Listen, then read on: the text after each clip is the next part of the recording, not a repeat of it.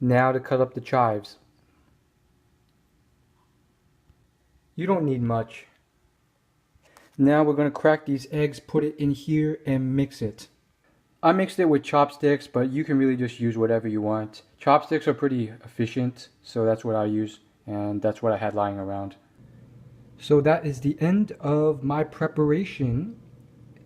And in the next video, we will be going into the actual cooking of the recipe.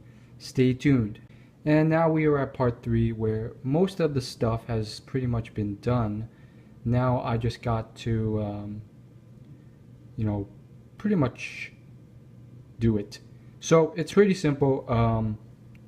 We have the peppers, we have the chives.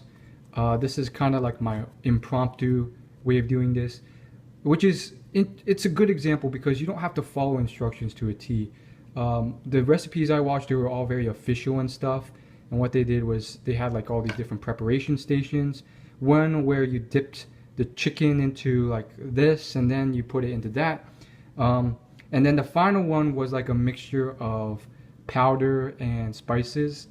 However, just based off what I've seen of different types of recipes, you can also massage in the spices before adding it to any powders or anything liquid.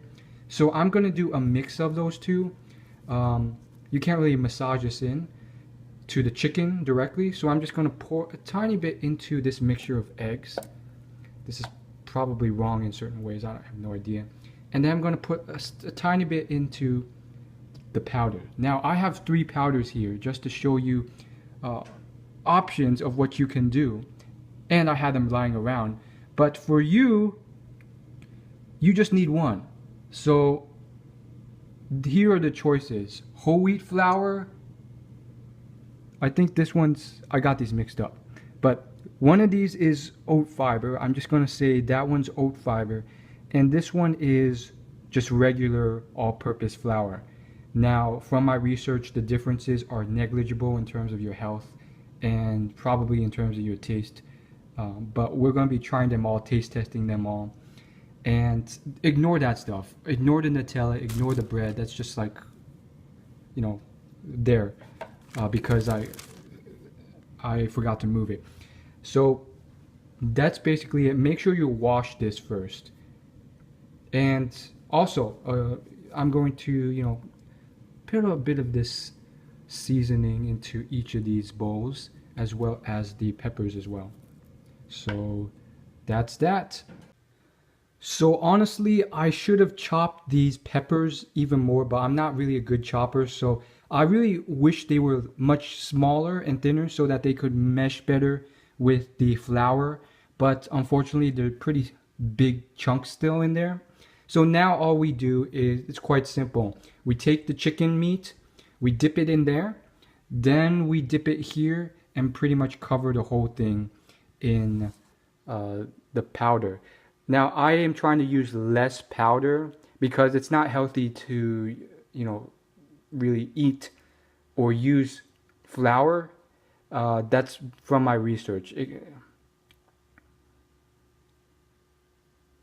So I'm pretty much trying to use as little flour as I can, but still cover up most, if not all, of the chicken with a surface of some type of flour. Here we go. Pop it in there. Move it all about. Make sure it's covered in this. This is why poking holes in it helps. And in this case, we will be using this flour. It looks like regular flour, all-purpose flour, but at this point I can't tell. And I just want to make sure that all the nooks and crannies are completely covered. Now, because of how chicken works, you're probably not going to cover every single nook and cranny. That's fine. And so once that's done, I'm just going to put it here, and we will just add some seasoning on both sides, like so. That's good to go. And we repeat.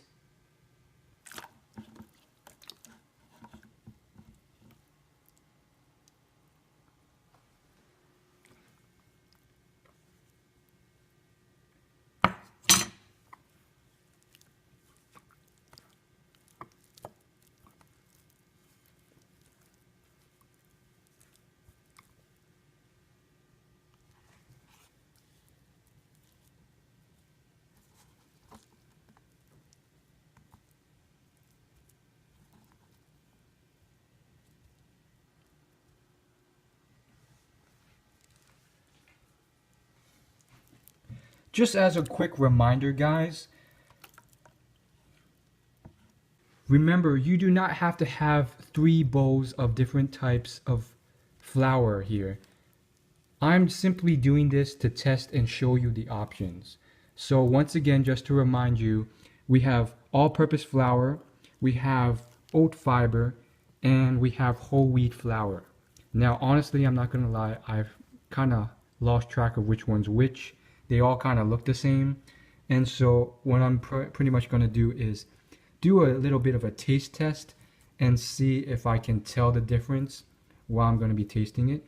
And one last little test I'm going to be doing is for one of these pieces of chicken, I will be frying it first for about 1 to 2 minutes, not to fully cook it, but just to get that pan seared fried taste, and then I will be baking it fully through. The rest of the chicken we will just simply be baking.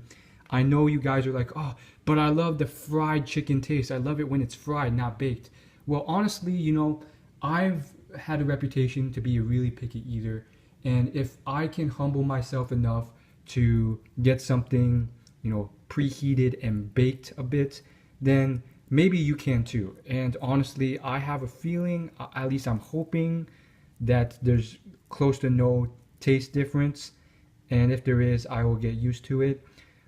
Usually with my cooking, something goes wrong or whatever, and it doesn't come out tasting good, but hopefully this time it'll be different.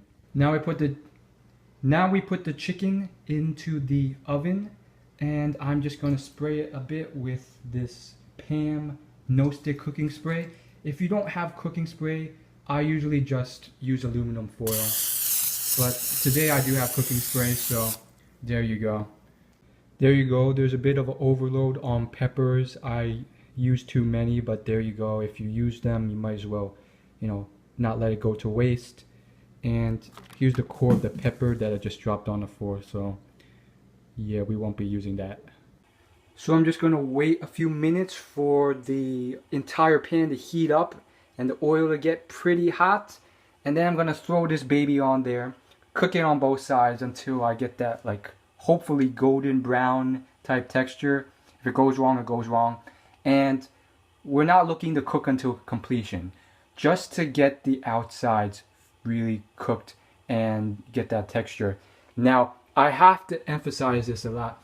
I should have emphasized this earlier on, but really, I highly suggest you to cut your chicken into very thin slices that are almost razor thin, and then pound it out to make it even thinner.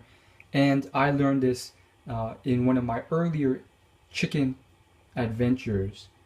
And basically what happened is, if you just cook like a huge chunk of chicken, especially if it's straight from the freezer, or even if it's been thawed out for half a day or a full day, it'll be just this huge big block of chicken that's just not really appetizing to eat. It's not like those like really simple, easy to eat, fun size bites. Also, you know, it's never fully cooked in the center. Even if the outside is like almost burnt, the inside's still like uncooked because of how it is. So fortunately for this type of chicken that I bought at Costco, it's already fairly thinly sliced.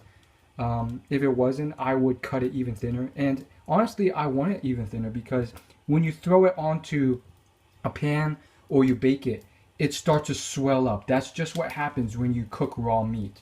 So already it looks pretty thick. It's about this thick already.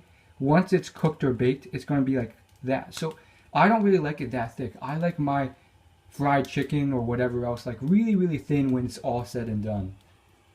So I'm hearing some sounds on the pan. I'm going to throw it in. I'm not going to film it because that oil will splash out and hurt you.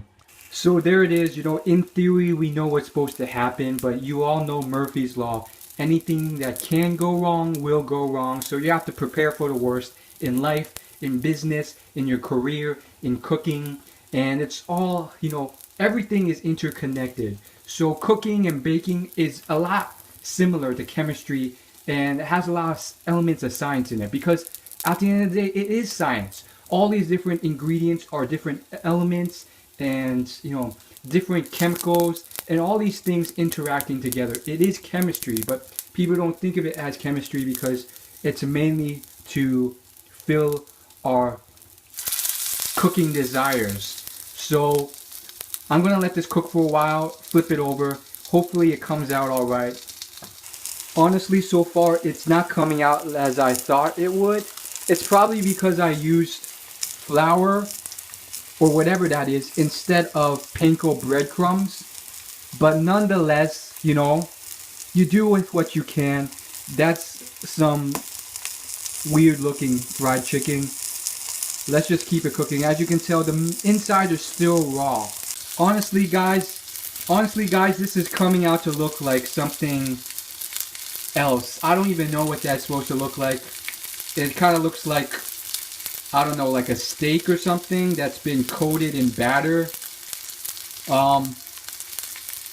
Yeah, if you guys have breadcrumbs, use them instead of powder or flour or whatever else. But heck, maybe this will taste better. Who knows? You gotta look at things on the brighter side. If you guys don't have flour or you want an alternative to panko breadcrumbs, try cornmeal. I've heard and I've seen that cornmeal will make the fried chicken look really, really good as well. We'll see if that's true. So there's a bunch of these like seasonings lying around, and I have learned to restrain from using seasonings unless you really know what you're dealing with. Cause like if you add pizza seasoning and cinnamon and all sorts of crap, it's just gonna come out tasting like disgusting. Even if you're like, oh, I want to add this and this and this. So these are the only two that I'm really considering: ground ginger and white pepper powder. Now I'm gonna skip on this because I have pepper in there. And ginger, I don't even know if this tastes good or it's really like worth it. I don't even really know what ginger is. I guess it's that thing. It's probably going to add a bit of oomph in there. So I'm going to add a tiny bit. I'm going to be honest, I added a tiny bit more garlic salt just to get a little bit more taste. And I recommend using actual garlic cloves that you chop up into pieces rather than garlic salt if you have it. And by doing that, you get more of the health benefits of the garlic without the crap that comes with the salt. And the taste will be pretty much close to the same. Honestly, as far as salt is concerned, if you add just a tiny, tiny bit, you'll get pretty much the general taste of everything. And you will not get all the problems, the high blood pressure and crap that come along with too much sodium in your body. So now we just put it into the oven and we bake for 10 to 20 minutes and then we're done. And then we do some taste testing. So I will see you in the final video where I will be doing some taste testing. Thanks for watching, and if you like these videos, you can go ahead and hit the subscribe button. I do a lot of self-improvement, success type videos. See you later.